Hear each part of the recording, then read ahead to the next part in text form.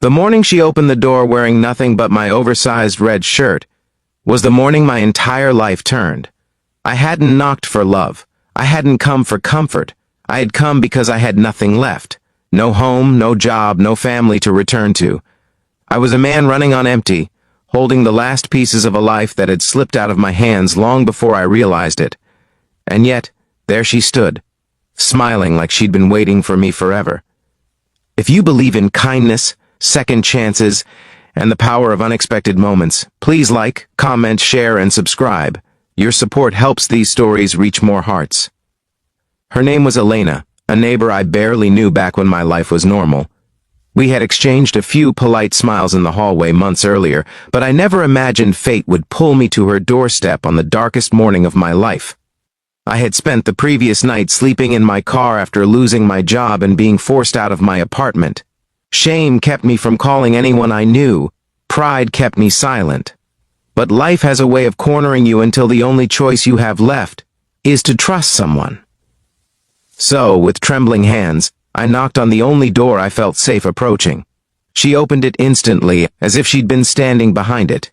Her hair was tied in a messy bun, her feet bare against the cool wooden floor, and my old red button-down shirt, one I thought I had lost long ago, hung loosely on her, falling just above her knees. She must have found it in the lost and found box we'd both used in the building months earlier, but it wasn't the shirt that froze me. It was the warmth in her eyes. It was the way she stepped aside without asking a single question, like she could sense every bruise on my heart without needing to see them. Inside her home, everything felt soft. Sunlight spilled through the windows like a quiet blessing.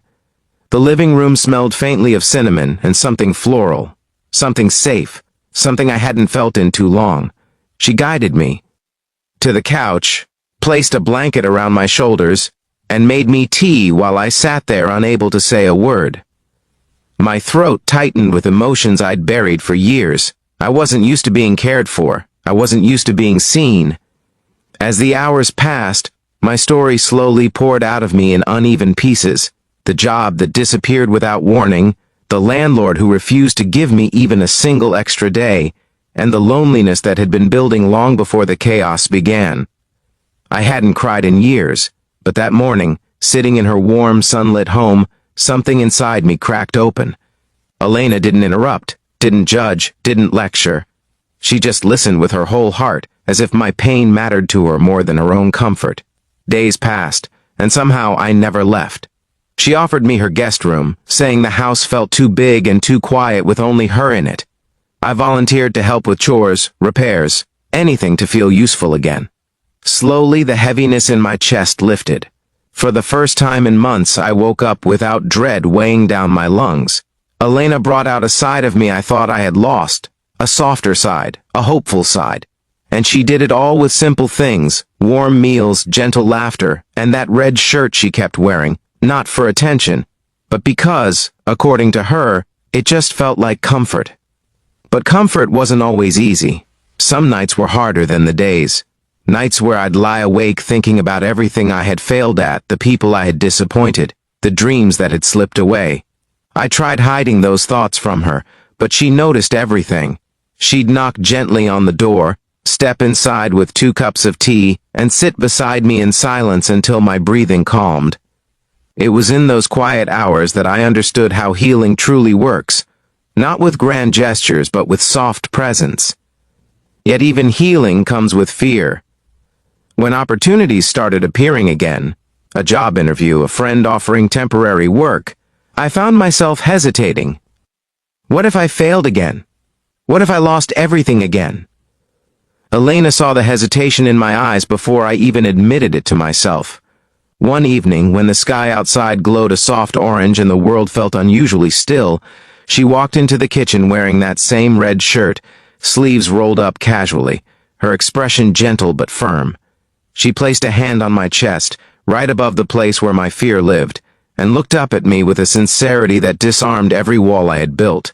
She told me I wasn't alone anymore, that falling wasn't a sign of weakness, that healing wasn't a straight line, and that sometimes life gives you a person, not to fix you, but to walk beside you while you learn to fix yourself. Those words changed everything. The next morning I went to the interview, not because I trusted myself, but because she trusted me enough for both of us. And when I got the job offer later that afternoon, I didn't celebrate with excitement. I celebrated with tears, the quiet, overwhelming kind that come when life finally gives you a break after too many storms. I returned home, shaken by the news, still processing it, and there she was, standing in the doorway again, wearing my shirt just like the first day, smiling with that same warmth that had pulled me out of darkness. Except this time, I wasn't the broken man who had knocked on her door. I was someone rebuilding, someone living again, someone loved. That evening, as we sat together watching the sunset spill across her living room floor, I realized something deeply, painfully beautiful. Sometimes the universe doesn't send you a miracle in lightning or thunder.